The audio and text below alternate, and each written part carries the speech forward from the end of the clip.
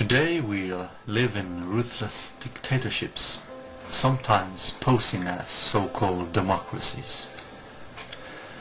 And to strengthen their grip on power, those who rule plan to destroy our societies.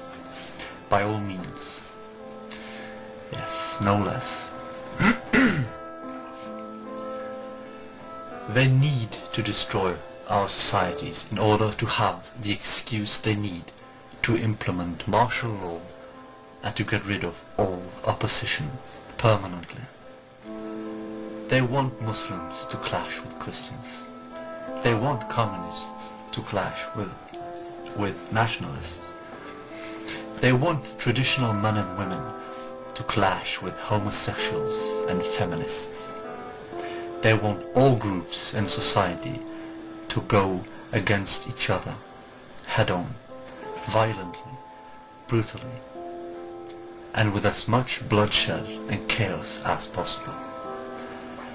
They want the entire world to look like Syria does today, a Syria they have destroyed with their mercenaries. They want a civil war in every country on this planet. Ladies and gentlemen, Syria is a foretaste of what is to come, of what they have in store for us all. They control the mainstream media and the educational system and use them to fill our heads with lies. They control the banks and use them to enslave us.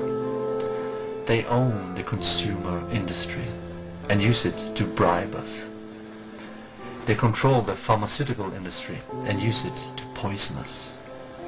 They control Hollywood and use it to brainwash us. They control our politicians and governments and use them to destroy our cultures and our societies. They control the so-called Muslim terrorists and use them to make us wrongly believe that Islam is such a huge threat to us all. They control the food industry and use it to poison us. They control the USA and use her as their henchman. They control the EU. They control China. They control Russia. They think they control everything, but they don't. All we need do to strip them of their power is to ignore their media, to homeschool our children, to stop using their banks, to stop consuming like we do today, to use medicine as intended, to stop seeing films and series made in Hollywood, to not vote for their politicians, to tell the Muslims out there that we know that they are not the terrorists here, and to let them know that we have a common enemy. To grow our own food, to dig our own wells, and perhaps most importantly, to lower our living standards. Instead of trying to have enough money to buy our own freedom, we should instead understand that we can only live freely without much money. We are only free if we lower our living standards, and we should anyhow.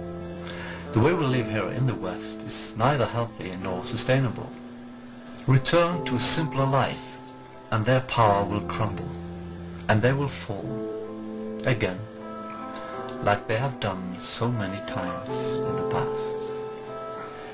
Return to a simpler life, and you will see that behind the expensive cars, the fashionable clothes, the empty celebrities, the fancy houses and the thick layers of makeup, life has real meaning. Behind all the lies, there's a deep well of wisdom that we can all drink from and grow wiser, healthier and happier.